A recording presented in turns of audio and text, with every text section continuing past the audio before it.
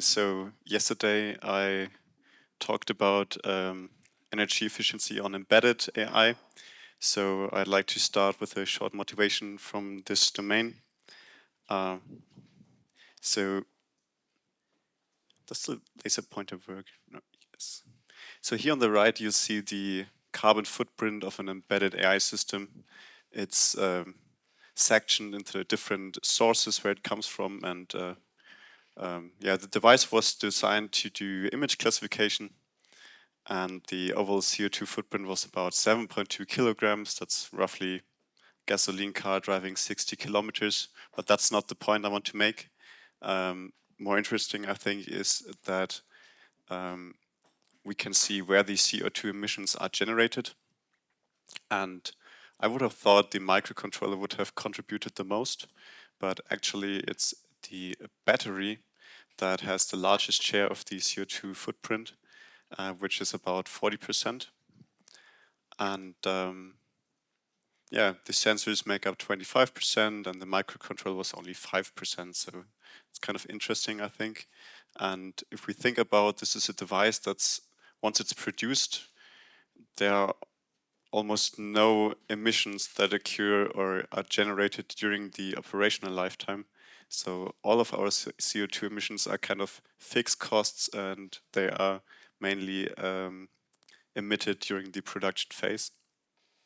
So yeah, the battery is kind of a really valuable source to us because it limits the lifetime of our device, and we have to really take care how much energy we use per inference. So reducing and lowering the energy requirements per inference, for example, can help us to extend the system's operational lifetime. And that's really the goal. And to enable us to do so, to develop energy efficient AI, we talked yesterday already about, we first have to be able to quantify the requirements. So energy benchmarking is important. And secondly, how can we reduce it? And that's the two main learning objectives of this workshop. So first, I hope you learn how you can quantify the energy requirements of an AI system, mainly through energy benchmarking. I hope you get an intuitive understanding what is electrical power, what is electrical energy, and you should learn how to apply benchmarking in general and how to apply it to the training and inference of AI. And lastly, when I know the energy requirements, how do I get to the carbon footprint of the system? And the second learning objective is now, how can I reduce the energy requirements? And this is mainly through deep compression. We've seen a little bit on that already yesterday, but I hope at the end of the workshop you'll have a better understanding of the key methods, and you will even learn to apply them yourself using major AI frameworks in Python, like PyTorch, Keras, and scikit-learn. And you will get hands-on experience yourself and how to develop Green AI in general. So let's get to the content of the workshop. So we start with a short theory section. We'll explain more on energy benchmarking and deep compression methods. We'll continue with a quiz. Maybe some of you know Menti. It's a tool. I think it's kind of an interactive and fun way to get into the workshop. And there you will hopefully get a more intuitive understanding on the topic. We will then have an exercise where you learn yourself how to, you're first time confronted with some code, and you learn how to benchmark AI, the training of AI and the inference, and how to get the carbon footprint. And the last section here is the Green ICT AI competition. A student of mine, Andy, over there, and we came up with the idea of making this more kind of a gamified version, how to learn Green AI. And so you're going to work in groups and working on 3 different tasks. The first one will be predicting the carbon footprint of data centers. Then detecting and differentiating between various crop diseases and identifying bird species from bird songs. So some more information on this competition. As I said, you will work in groups, probably 2 to 3 people.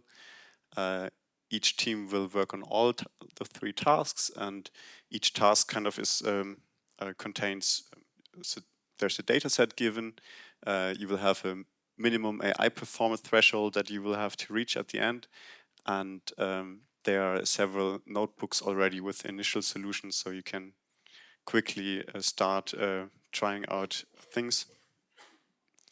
And yeah, the objective is to submit an AI model, and that should meet this minimum performance.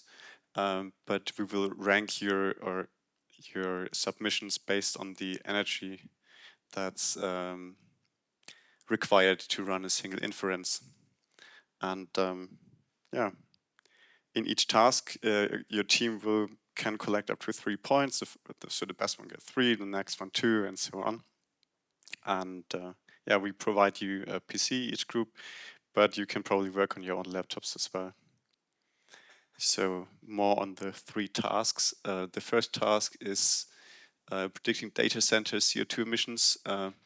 I've looked it up. 2024 data centers worldwide required 350 terawatt hours of energy, and this is roughly 5% of the global energy consumption, which is kind of a lot. And if you look on the diagram here on the right, you'll even see that it's not so greatly visible, but first off, the trend is growing really quickly, and it even surpassed the energy requirements of several individual countries like here Italy, Taiwan, Australia, Spain. So it's kind of a concerning development. And one reason for that is that rise of AI technologies, mainly generative AI and large language models, they require a lot of computational power. And this leads to building even more data centers. And this has an impact on the environment, mainly land sealing. Often the ground where you built the data centers was farmland. And you need a lot of rare earths and metals. You have high energy consumption, and also power grid instability is a major concern here. So it's kind of important to know in advance how many CO2 is emitted by such a data center. And yeah, in this first task, you will work on tabular data. You'll probably apply classic machine learning methods, and yeah, you're given a data set of 4,000 data centers, and you have several features: the country, the area of or the surface area of the building, the year of build, number of employees, and yeah, several other CPU utilization, memory utilization, daily network traffic. Well, the task is to predict the annual CO2 emissions, and the AI performance threshold will be an R squared value of above 80%. R squared is kind of how much of the variance of your target can you explain with your model. That's kind of the interpretation. And yeah, let's get to the next task. This one is detecting plant diseases. So every year up to 40% of crops are lost due to pests and diseases, and this is a major problem in agriculture. And yeah, commonly you still either you apply treatment of chemicals really widespread, or you need manual inspections. And there is a great opportunity to apply embedded AI solutions to automate this task and enable early identification, targeted treatment, and yeah, it's also way more scalable. And here on the right, you already see some of the samples from the data set. So it's about 2,400 images on 28 different classes, different crop species, and some common of diseases on them. I kind of cherry picked these examples. The data set was web scraped. It was cleaned, but it's not that great in quality, and so the images vary in size and also the content that is depicted. So we expect an AI performance threshold of above 50% is already quite good. Yeah, let's get to task number 3, the final one. This is identifying bird species from bird songs. So background here is that so biodiversity loss is a major problem for the environment and also for humanity itself. And yeah, the monitoring is an essential tool to assess this loss and to develop policies how to mitigate these losses. And bird populations are especially interesting since they are a good indicator of how healthy an ecosystem is. And yeah, so far this is commonly done by human observers. They go outside, stand for several period of time, just seeing, listening what kind of birds they see. Or yeah, this also can be really well replaced with embedded devices. This would lead to less bias, a higher temporal and spatial resolution means you can observe for longer and you can deploy more devices. And this is definitely way more efficient than human observers. It's a audio data set, so you will have snippets of 2 seconds from different birds. I think we can hear them as well. 3 examples. Okay, it's a little bit not too loud. Okay, you can hear them if you're working on the data set, you can play around. The task here is 80% accuracy on, we have 10 different bird species. And also here, often there's background noise or other birds, or it's, yeah, let's see how it's going to be. Yeah, so you're probably asking how to submit these models and how the whole competition is going to work. So we have made a web application that is accessible from the PCs that we provide to you through this address here.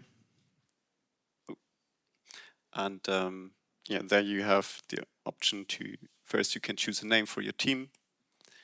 You get some more information if you click on one of the 3 tasks, and you get a live overview how you submissions compare to each other's, all the other teams. You have the leaderboard on the left, and you can see the CO2 footprint per task of your best submission, and maybe see where you should invest some more time to improve.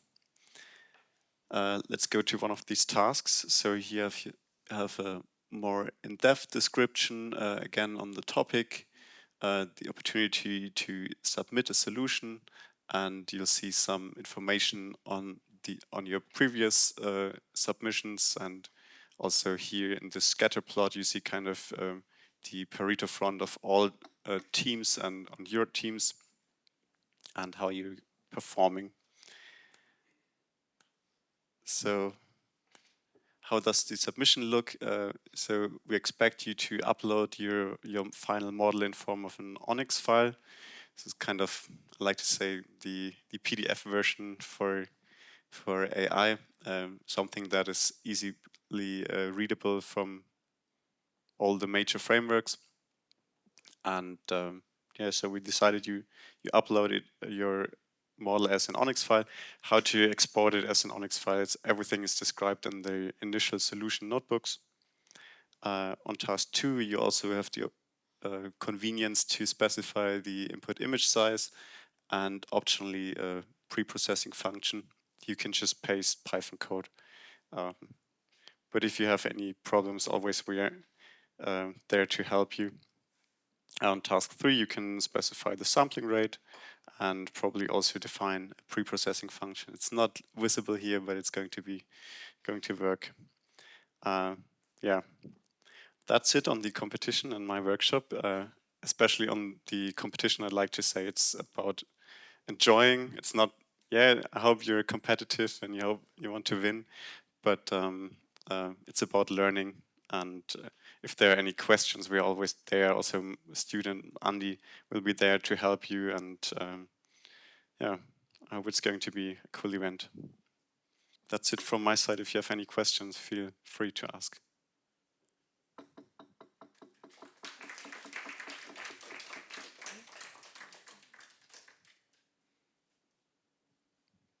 No questions? Okay. If you have any questions later on, you can just ask me. Thank you.